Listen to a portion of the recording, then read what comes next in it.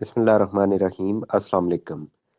Comments میں ایک بات پوچھی گئی ہے کہ جب پٹواری سے فرد لیا ہے تو اس میں کھیوٹ نمبر اور تھا، اور جب راضی ریکارڈ سینٹر سے لیا ہے تو اس میں کھیوٹ کا نمبر ڈیفرنٹ ہے۔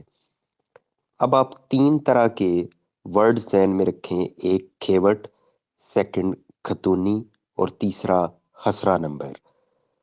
اب اگر آپ کا ایک پلاٹ ہے 10 مرلے کا، آپ 1990 میں گئے ہیں پٹواری سے فرد لینے، تو آپ کو جو فرد ملے گا اس میں مثال کے طور پہ آپ کا کھیوٹ نمبر لکھا ہوا ہے 10، آپ کا خطونی نمبر لکھا ہوا ہے 15، اور آپ کا خسرہ نمبر ہے 20۔ آپ 4 سال بعد گئے ہیں تو آپ کا کھیوٹ بھی تبدیل ہو چکا ہوگا، خطونی کا نمبر بھی تبدیل ہو چکا ہوگا، لیکن جو خسرہ نمبر ہے وہ وہی ہوگا جو پہلے فرد میں تھا۔ آپ پھر 4 سال بعد گئے ہیں تو پھر یہ پہلے دونوں نمبر تبدیل ہو چکے ہوں گے، لیکن خسرہ نمبر تبدیل نہیں ہوگا۔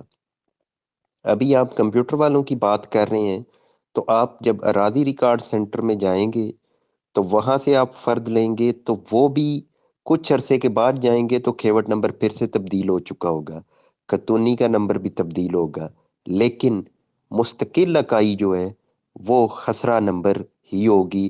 جو آپ پٹواری کے پاس بھی چلے جائیں تو تب بھی وہی نمبر ہے، آپ کمپیوٹر والوں کے پاس چلے جائیں تو آپ کو وہی نمبر ملے گا، آپ کچھ عرصے کے بعد جائیں گے تو تب بھی خسرے کا نمبر وہی ہوگا، باقی دونوں نمبر جو ہیں وہ تبدیل ہوتے رہتے ہیں۔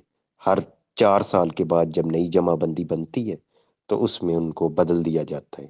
بہت شکریہ۔